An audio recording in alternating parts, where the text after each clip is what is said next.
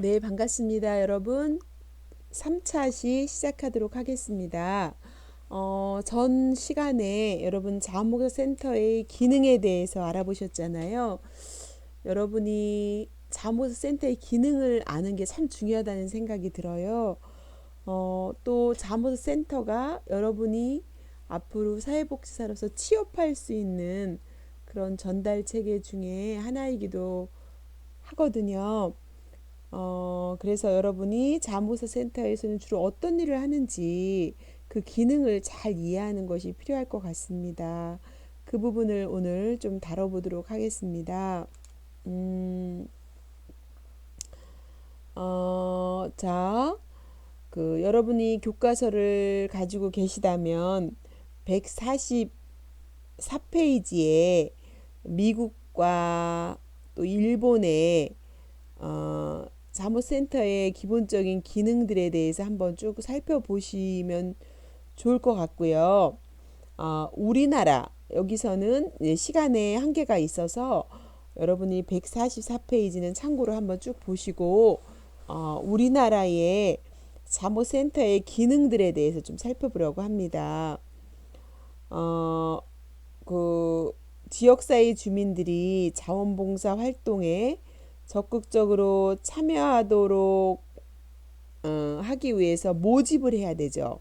그래서 자원봉사자를 모집하는 모집의 기능이 있고 이제 배치 적절한 곳에 잘 배치해서 자원봉사를 잘 할 수 있도록 배치를 하는 기능이 있고 또 자원봉사자를 교육하고 훈련시키고 프로그램을 개발하고 홍보하고 정보 제공하고 또 포상하는 그런 기능들에 대해서 전 시간에 말씀드렸잖아요.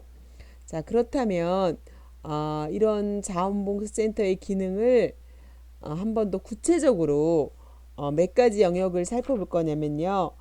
자원센터에서 주로 하는 7가지 영역을 조금 더 세부적으로 이 시간에는 살펴보면서 여러분들이 자원봉사센터를 조금 더 잘 이해할 수 있는 그런 부분을 찾아보도록 할게요. 자, 자원봉사센터의 기능. 자, 이 7가지 기능을 여러분이 잘 아시면 자원봉사 센터를 잘 알 수가 있거든요. 이거를 좀 볼게요. 첫 번째는 무슨 기능이 있다고요? 예, 수급 조절 기능이 있다라는 거예요. 이거는 자원봉사 활동 담당자의 주축이 되는 직무예요. 이것이 수급 조절이 담당자의 주 업무다 이렇게 보시면 돼요. 간단하게 말하면 자원봉사 활동을 희망하는 사람이 있어요. 또는 희망하는 단체도 있고 그 단체에게 활동을 소개하고 자원봉사자가 도와주었으면 하는 사람 또 시설 단체에게 자원봉사자를 소개하는 일이 이제 수급 조절하는 일이에요.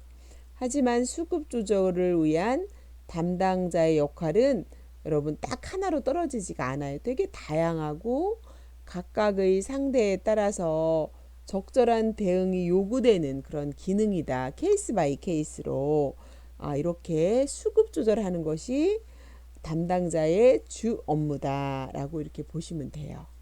자, 그래서 우리가 그런 얘기 많이 하잖아요. 사회복지사가 도구다. 그러니까 사회복지사가 그 상황에 어떻게 역할을 하느냐에 따라서 수급 조절이 잘 될 수도 있고 그렇지 않을 수도 있다라고 할 수 있는데요. 어쨌든 수급 조절의 주기능이다라는 거 기억하시면 되고요. 자, 그 다음에 두 번째 기록 등록입니다. 원활한 수급 조정을 위해서는 자원봉사자나 자원봉사 활동 그룹의 희망이나 활동에 관한 내용, 또 클라이언트에 대한 희망 내용, 사회 자원을 잘 파악하고 문제 해결을 위한 방법을 찾고 적절한 상담과 원조 활동을 검토하는 이런 기능을 하기 위해서는 기록을 하고 이걸 잘 등록해 놔야 돼요.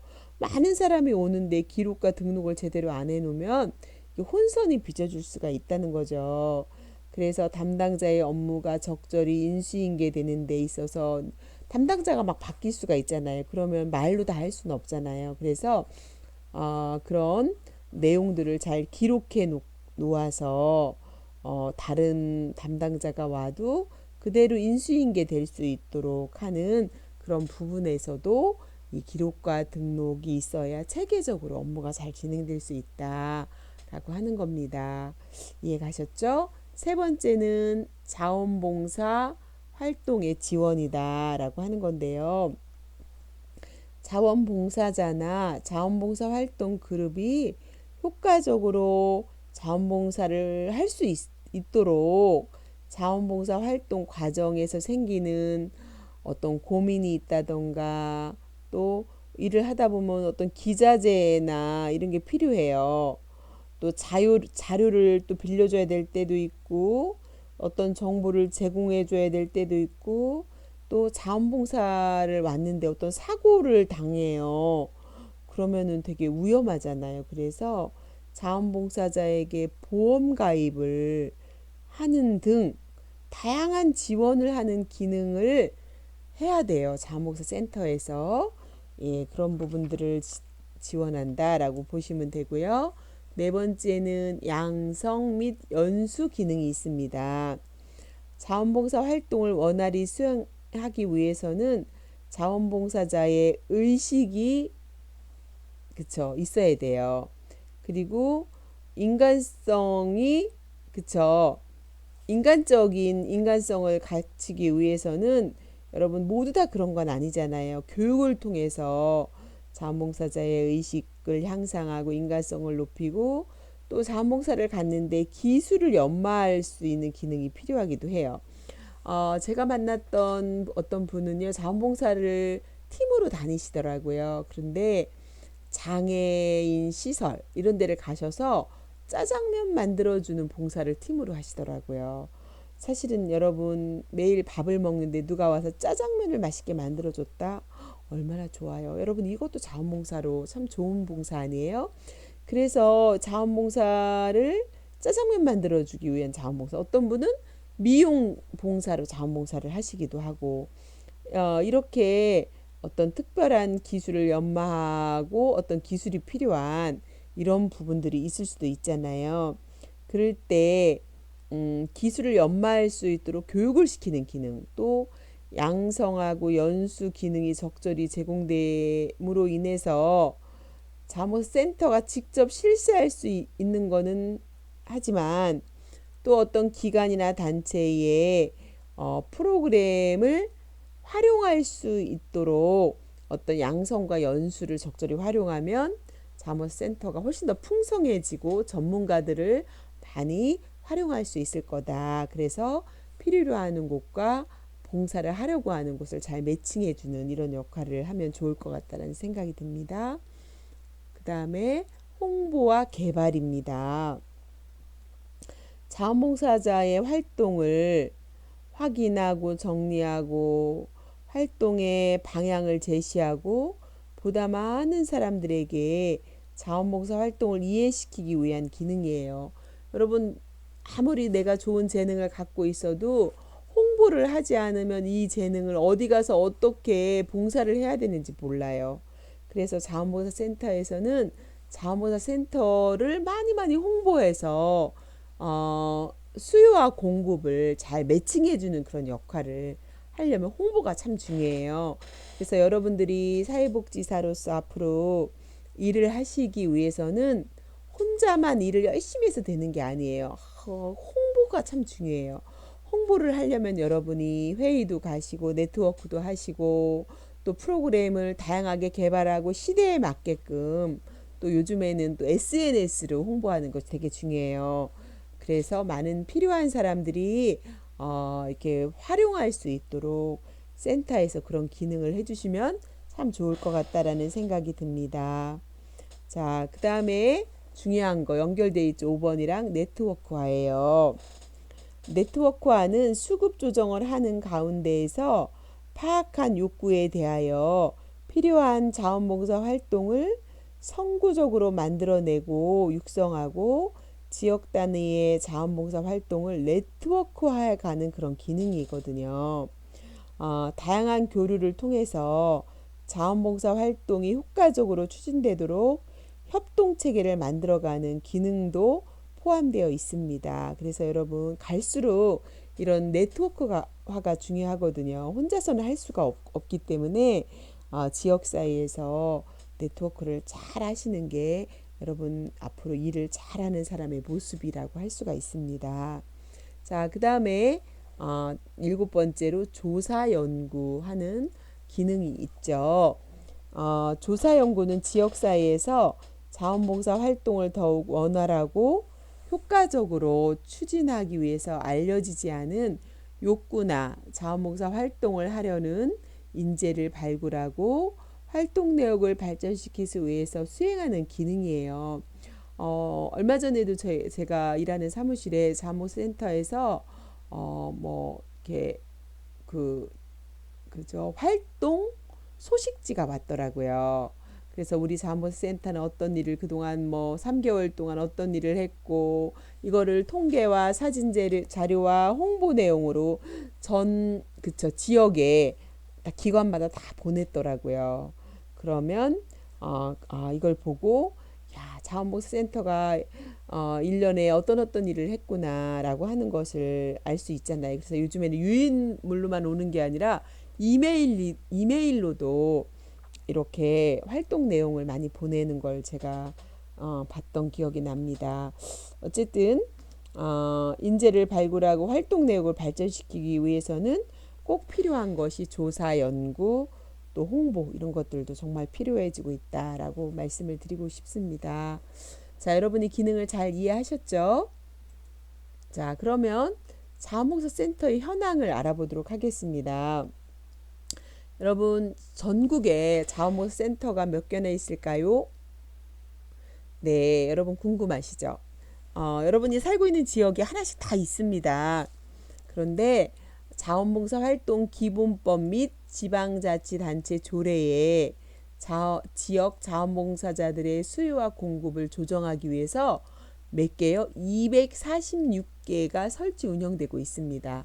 2013년 12월 기준인데요. 제가 수업하기 전에 한번 다시 들어가서 확인해 보니까 전국에 246개가 지금도 있더라고요. 그래서 지금 코로나19 바이러스에 의해서 자원센터들이 246개가 활발하게 현재 그 역할을 하고 있는 것을 SNS를 통해서 저도 접하게 되었습니다. 그래서 지금 현재 자원봉사 센터는 전국에 몇 개가 있다고요?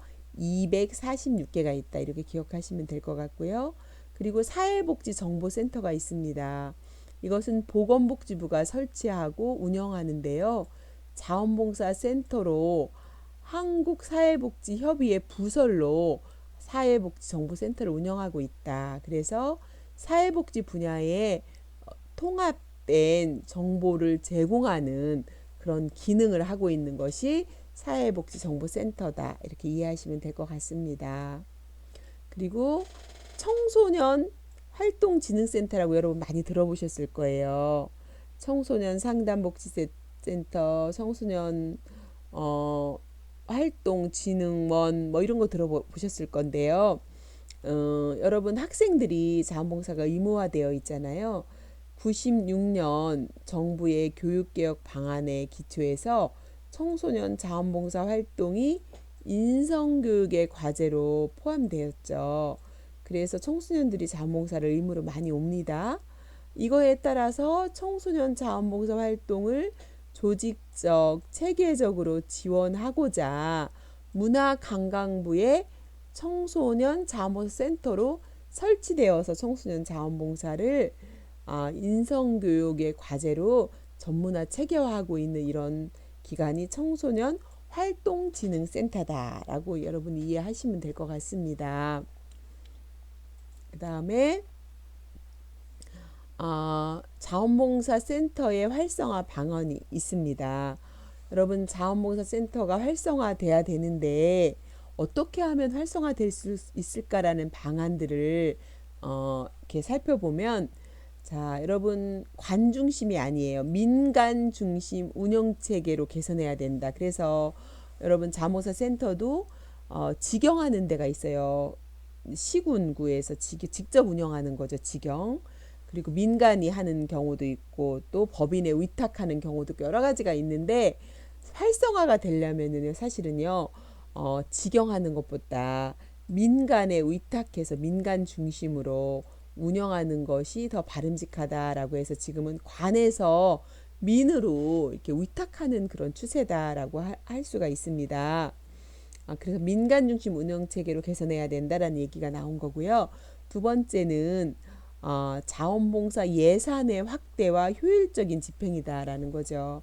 여러분, 예산이 확보가 돼야만 효율적으로 지속적으로 운영할 수가 있기 때문에 자원봉사 예산을 확대하는 거가 활성화하는 방안이다, 이렇게 얘기할 수도 있겠죠. 그리고 예산만 확대하는 것이 아니라 이것이 효율적으로 집행되는 것을 지도 감독하고 심사하는, 심의하는 이런 것도 필요하겠습니다. 그리고 자원봉사 센터 내에 기존 인력이 있습니다. 그 기존 인력을 교육하고 또 전문 인력을 배치하는 거가 참 중요할 것 같아요. 제가 자원봉사 센터의 운영위원으로 오랫동안 활동을 했습니다. 천안에서. 그런데 의외로 직원들이 이렇게 자원봉사 기본 정신이 그 무보수와 자원봉사 이런 것들을 강조하고 있기 때문에 근무하는 직원들도 행사가 있을 때마다 늦게까지 이렇게 고생하는 걸 제가 많이 봤거든요. 그래서 기존 인력을 교육하고 전문 인력을 배치하는 이런 것들을 할 때 활성화가 되는데 직원들이 되게 많이 고생을 하는 걸 봤습니다. 그만큼 그 소리 없이 말 없이 봉사 정신으로 하는 것이 사회복지의 정신인데다가 또 자원봉사센터는 더 그렇기 때문에 일반인들도 와서 자원봉사 하는데 직원들도 좀 해야 되지 않냐라고 하는 이런 것들이 좀 많이 이렇게 무의식적으로 깔려 있는 이런 것들이 있는 것 같았습니다. 그러나 우리가 이렇게 그런 걸 떠나서 전문화, 체계화 뭐 이런 것들은 참 필요한 것 같다라는 생각이 듭니다. 그리고 자원봉사 센터의 유형에 따른 특성화, 예, 그렇게 센터가 246개가 있다 그랬잖아요, 전국에. 그런데 그 센터의 기능과 유형에 따라서 어떤 특성화를 하는 게 되게 필요하겠다라고 하는 거죠. 예를 들면 천안에 있는 자원센터와 저 시골에 있는 센터는 특성이 달라야 되겠죠. 그러니까 특성에 따라서 또 기능도 또 달라질 수 있지만 기본 기능에서 어떤 기능들이 약간씩은 달라질 수 있겠다라는 부분이죠. 그리고 자원봉사 센터 간의 유기적인 협력 관계를 구축하는 거죠. 그렇죠? 그래서 246개의 센터마다 어떤 기능을 유기적으로 협력하고 또 협의회를 통해서 또 이렇게 기능을 강화하고 이런 것들을 잘 할 때 활성화가 될 수 있겠다라고 하는 부분을 요약해서 말씀을 드립니다. 자, 이제 지금까지 우리가 살펴본 것들을 잠시 생각 정리를 해볼까요? 자, 자원봉사 활동 기본법이 가지는 문제점과 한계에 대해서 한번 생각해 보시면 좋을 것 같고요. 자원봉사 센터의 연계와 협력 그리고 통합의 장단점에 대해서도 한번 생각해 보고요. 자원봉사 센터의 체계화 및 지속화를 위한 자원봉사 센터의 역할, 어떻게 역할을 해야 체계화 지속화 될 수 있을까라는 걸 생각해 보면 좋을 것 같습니다. 저는 우리 선생님들께서 지역에 내가 속해 있는 지역의 자원센터의 홈페이지에 먼저 좀 들어가서 어떤 역할을 하고 있고 또 자원봉사 시간을 정립을 해주는데 어떻게 정립하고 있고 우리 지역에서는 어떤 프로그램이 있고 이런 것들을 한번 홈페이지 자원봉사 센터를 우리가 공부 오늘 했으니까 선생님들이 홈페이지에 들어가서 내가 살고 있는 지역의 자원봉사 센터를 한번 이해하시는 그런 시간을 가지면 좋을 것 같고요. 자원봉사 한 시간도 정립해 주거든요. 그래서 여러분들이 그런 것들을 지역의 특성을 알기 위해서는 자기 지역의 자원봉사 센터에 들어가서 한번 찾아보셔라 라고 저는 말씀을 드리고 싶습니다. 자, 여러분 오늘 여기까지 진행했는데요. 여러분이 오늘 자원봉사 센터에 대해서 이해하는 그런 좋은 시간이 되었을 거라고 생각합니다. 이제부터 여러분이 이제 자원봉사에 대한 관심을 가지고 한번 실천해 보는 것들을 센터를 통해서 해보시면 좋을 것 같다라는 생각을 합니다. 여러분 3차시까지 늦은 시간 정말 고생하셨습니다. 수고 많으셨습니다. 감사합니다.